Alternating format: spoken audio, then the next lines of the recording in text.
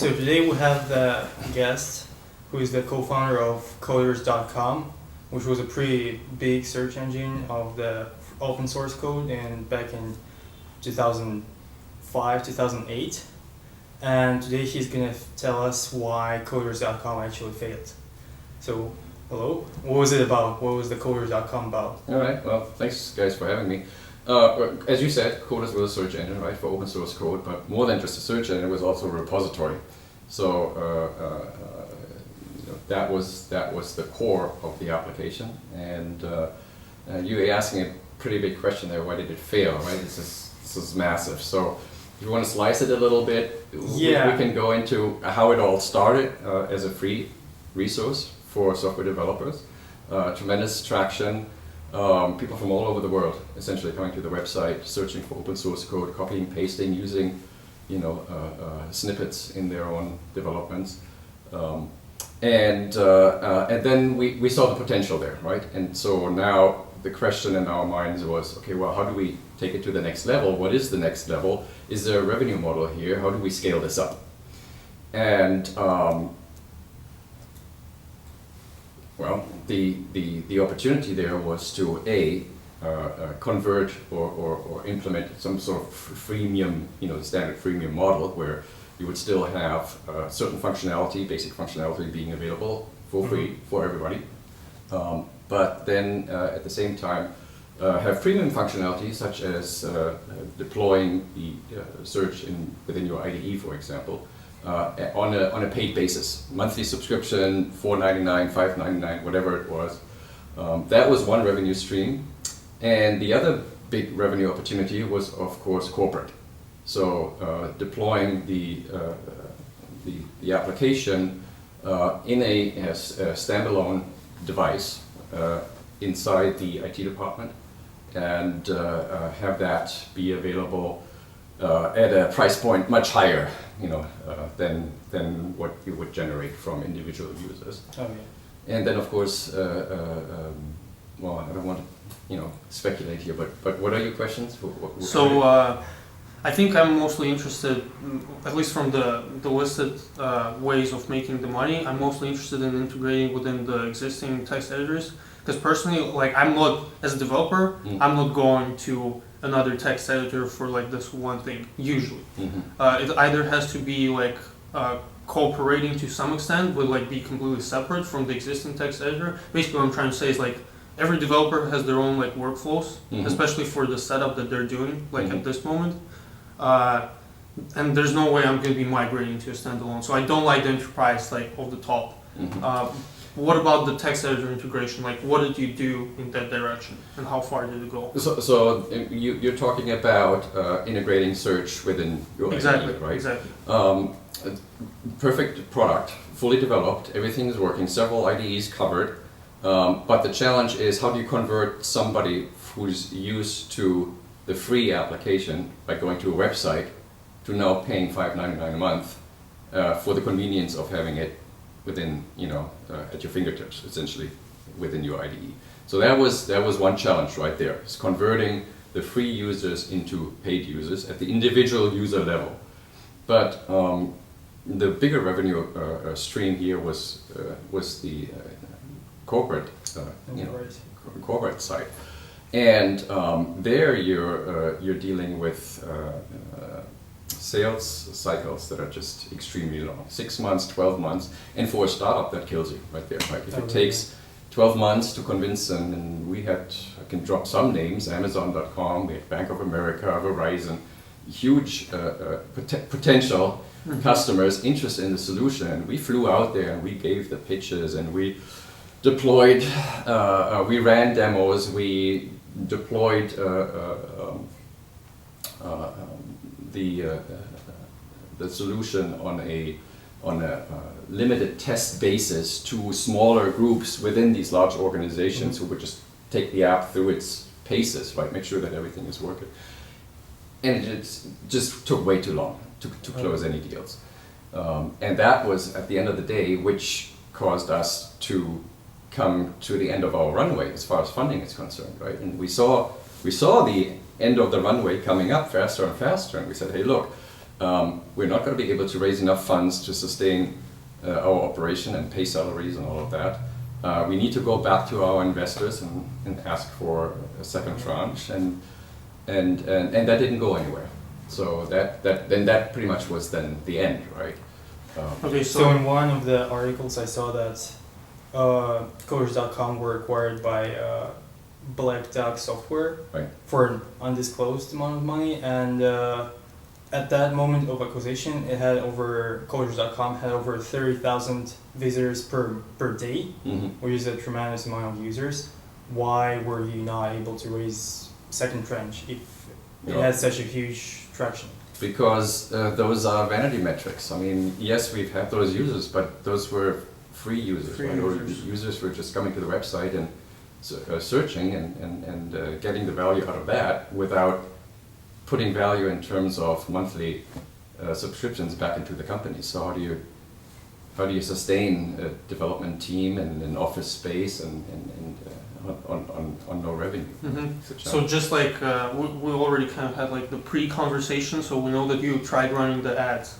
So how much, like if I have a website with 30K users like daily, Okay. and I can't sustain a company, like how much were you making from those ads? So from those, remember this was 10 years ago, right? Right. Yeah. So our Okay. advertisers were Microsoft, for example. I remember Microsoft was an advertiser. I don't remember if IBM was in there as well, but the big tech companies at the time were running banner ads. Mm-hmm. And 50K, 100K, that's still not sufficient when you have month? top... No. A year. A year. Yeah. Okay. So it's Not around a month. 50. You're not generating that kind of money on 30 users. 30K Right. users. And it sounds like a lot of money, and maybe it is if you're just a couple of guys working out of a bedroom or out of a garage, right? But when you have staff and the developers, and you know how difficult it is nowadays. Yeah. Even back then, to get top-notch developers, you have to pay them pretty much close to full salary on top of whatever equity you promise them. Even if you make 100K from Microsoft and IBM, and I don't know if Google wasn't in there, I don't believe, as far as advertising is concerned, that will just not cover your payroll. No way. So what was the use case? Like what exactly do you mean by searching? Okay, so I think one of the use cases you mentioned, which is fighting a fire, right? Something is broken, you need a fix, and where do I start? Well, just go to an open source repository and search for the issue and see if you can find examples of code that you can then copy and paste and implement into your own application. Then there is for brand new development, there's no need to recreate certain functions around encryption, for example. You just go, you don't know how to code it, you just go and find the whole thing, copy paste, and be done with it. But one of the other applications that really or use cases where we thought, hey, we have something here in terms of it goes back to the revenue model on the corporate side, is deploying the search appliance within organizations that allows development teams within the organization just to search each other's code. So imagine, and I didn't know this at the time, but Morgan Stanley, I believe, was one of the companies that looked at the tool. I thought that, hey, bank, right, investment bank, whatever, I didn't know that they had an entire IT department within the bank. Why would they? Well, because it's a highly regulated industry, you cannot just use, as a bank, you cannot use off-the-shelf software. Right. No, they're developing everything in-house, and they have thousands, if not tens of thousands, don't quote me on that number, of developers, employees, sitting in the United States, Europe, I don't know where else. They have these dev centers located, and frequently the right hand doesn't know what the left hand is working on, and so there's duplicate effort and whatnot. Wouldn't it be nice to have an appliance that aggregates the code from all of these different teams dispersed all over the world into a central repository, and then allow the guys from wherever they're located to plug into this, search it, and pull out whatever is needed? That's reasonable. We're gonna go back to the core idea of our podcast. So the reason why one of the reasons why you failed was the really long sales cycle with the huge corporates.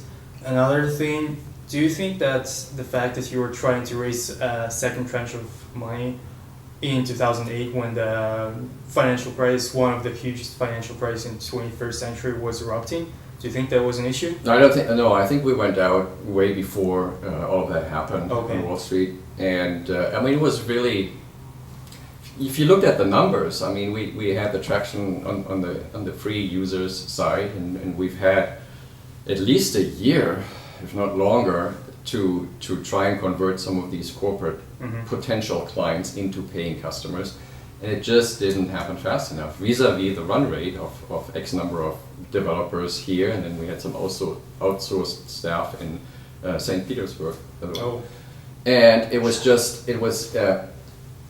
we couldn't make ends meet, and we didn't run until all of a sudden we were at the abyss. No, we looked forward and said, okay, you know what, we can calculate this is going to go good for another 4 or 5 months maybe, but if we don't manage to raise the follow-up round right now,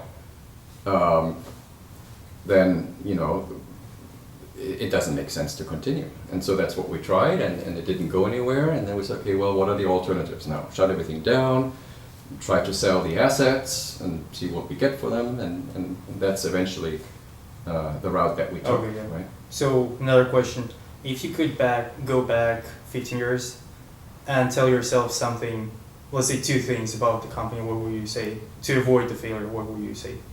To avoid the failure, one, this is what I tell everybody who asks me, even at our Santa Monica New Tech meetings, is that prove that there's a revenue model and prove it quick. Yeah.